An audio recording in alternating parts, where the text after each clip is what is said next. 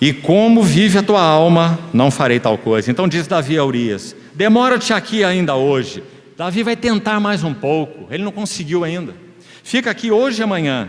Verso 13: Davi o convidou, e comeu, e bebeu diante dele, e o embebedou. À tarde, saiu Urias a deitar-se, mas na sua cama com os servos do seu senhor. Ele não conseguiu seu intento, porém não desceu à sua casa. Então Davi vai escrever uma mensagem para mandar para o campo de batalha. É por Urias mesmo que ele vai enviar. Você já pensou nessa cena? Davi entrega a sentença de morte de Urias na mão de Urias. E era uma mensagem para Joabe, o seu general, lá no campo de batalha: Joabe, coloque Urias à frente do campo de batalha, no lugar mais perigoso, para que ele morra.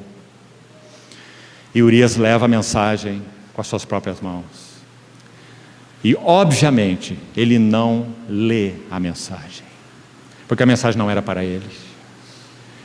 Fiel Urias, a luz do Senhor. Davi adulterou. A luz do Senhor é o seu Espírito Santo, o seu Santo Espírito. Através de Urias, o Espírito Santo está buscando o caminho para que sua luz atinja Davi. Mas o que Davi faz? Deus, a sua misericórdia, usa Urias, mas Davi encobre a luz do Senhor. Então, quase um ano se passa. O Deus clemente, compassivo, misericordioso, fiel, com entranhas de misericórdia, como só Ele tem, envia uma segunda luz. Mas agora essa luz sem condições de ser refutada: Natã. Então, capítulo 12 de 2 Samuel. O Senhor enviou Natã. Aí está a segunda luz e a definitiva. Enviou Natã a Davi. Chegando Natã a Davi, disse-lhe: havia numa cidade 2 homens, um rico e outro pobre. Tinha o rico ovelhas e gado em grande número, mas o pobre não tinha coisa nenhuma, senão uma cordeirinha, que comprara e criara, e que em sua casa crescera junto com seus filhos.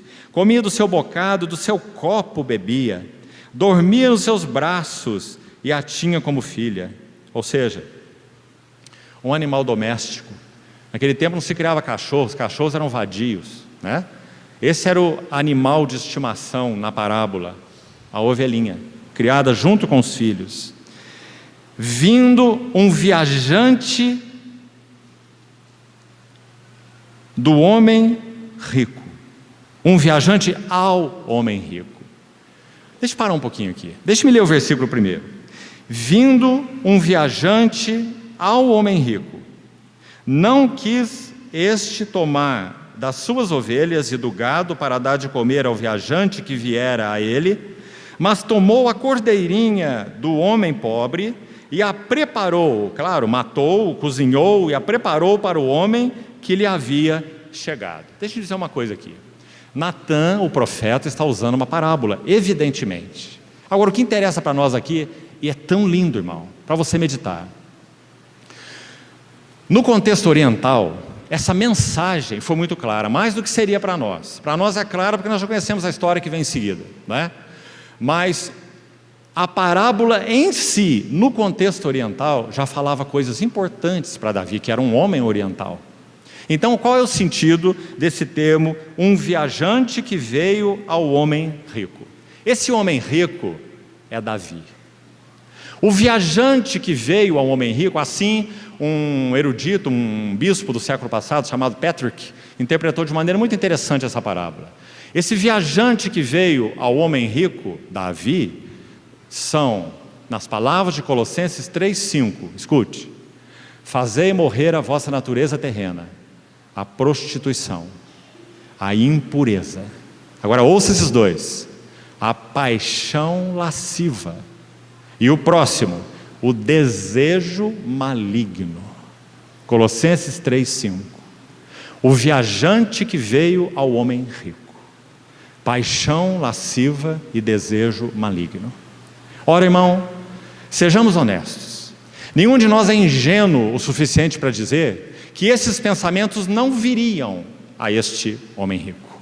Quem sabe esse homem rico, que era tão rico e tão glorioso, e tão famoso, e tão próspero, e tão amado, esses pensamentos viajantes vieram a ele muitas vezes, como talvez venha a você e a mim. Mas este homem não caiu até aqui, porque, como já disse alguém certa vez, não podemos impedir que pássaros voem sobre nossa cabeça. Impossível. Você não vai sair atirando em todos eles. Mas nós podemos e devemos impedir que eles façam ninho em nossas mentes. Não é essa a diferença? Então aí um viajante veio ao homem rico e foi acolhido. A linguagem poética oriental é tão interessante que olha como o verso termina. Continue aí. Não quis este tomar esse homem rico, claro, figura de Davi, não quis tomar das suas ovelhas e do gado para dar de comer ao viajante que viera a ele, mas tomou a cordeirinha do homem pobre e a preparou para, olhe com cuidado, o homem que lhe havia chegado. Queridos irmãos, que maravilhosa é a palavra do Senhor. Inicialmente era um viajante que veio ao homem rico, mas agora um homem chegado, que lhe havia chegado.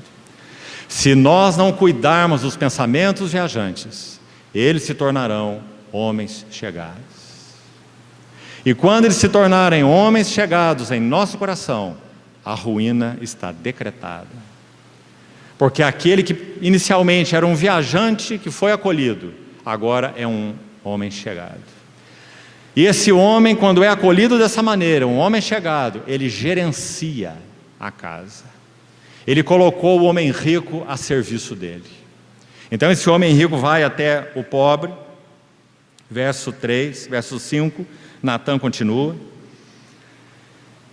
O homem rico que lhe havia chegado, verso 4. Então o furor de Davi, acompanha aí, capítulo 12, verso 5.